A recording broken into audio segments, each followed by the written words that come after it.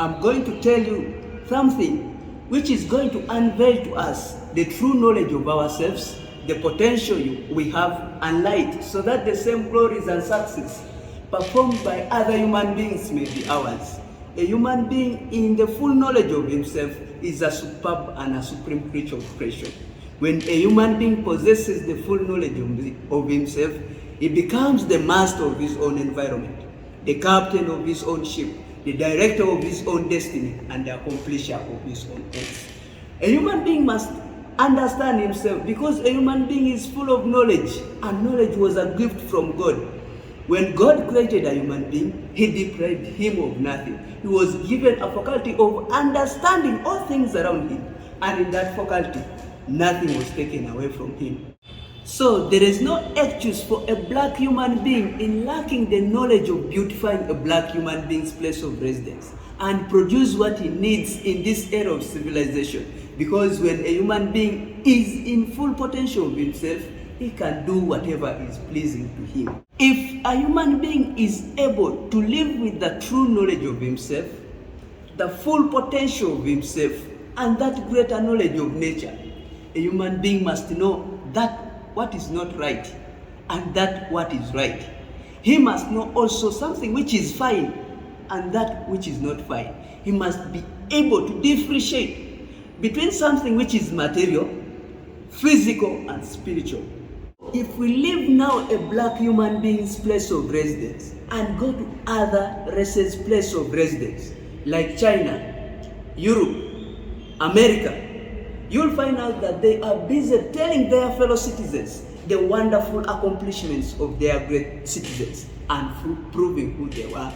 But we, the black race on planet Earth, we have hated ourselves and committed atrocities among ourselves. And the result is, while other places are doing progress, while China is dealing with industrialization, America is dealing with technology, Europe is dealing with nationalism, we are still fighting ourselves, dishonoring ourselves, and showing dispositions about ourselves.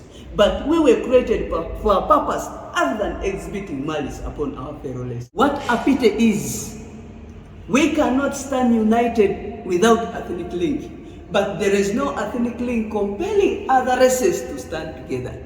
They have worked together and understood themselves together with a gift of God of understanding and reasoning together. And the gift of God calls a human being to have a vision and understand together. Where you find them together, the gift of God calls them to understand together or maybe die together. But a black man on planet Earth, you can preach to him on the pulpit, teach him from the blackboard, lecture him from the whiteboard, from villages, towns, and cities, the need to unite, he will not unite. Try to talk to him gently, even try to be harsh, still he will not. However, history has written that whoever understands himself and works upon himself gets what he needs. But because of our dispositions towards each other, we are living in suffering, poverty, slavery, wanting and killing ourselves. But black human being, what is wrong with us? Why do we have no affections towards each other? Like people of one family, living in charity, love, and sharing among ourselves. This can be done. I pray that we adopt that path of togetherness for us to enjoy the richness and prosperity of our place of residence. Live in ignorance and darkness. Why select the worst of nature? God never gave man suffering and pain in the world. It was a man himself who selected the pain and sorrows. We are the ones responsible for our sorrows. God created us with everything. So because he gave us the highest personality of the whole creation, our sorrows are our own.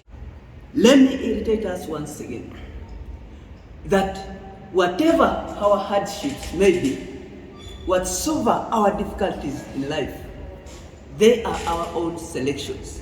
So if we marry them, if we make them our husbands, if we make them our wives, And if we put them on the bottom of our hearts, they will never leave us. They will abide with us. God will not take them away from us because He never gave them to us. To conclude, I would wish to share a story that long ago, when I was in my lower classes of studies, we had a football match in a certain school. There happened a scenario that one of our boys, our friends, was beaten up by the other school. After the match, we returned back to our school. That very evening, one of our great teachers, I will not forget him, Mr. Okiror John Robert, called for a meeting of all of us who had gone for the match. In that gathering, he called 5 strong boys in the whole congregation and made them to stand in front. We didn't know even why, the reason. After, he picked 5 sticks of the same size and gave each one of them one. After giving each one of them one, he told them, "You break those sticks." And these boys broke them easily. And then after, he called for our attention and asked us that, who among these 5 boys is the strongest? We selected Opio. When Opio could start, if Opio stands in front, he is really a strong boy. After selecting Opio, Opio is the only one who remained in front. Mr. Okiror again got 5 sticks of the same size, all of them together, and gave them to Opio, and told Opio, because you are the strongest boy among the whole school, you break those sticks. Opio tried his level best to break the sticks. He tried his best, and all was in vain.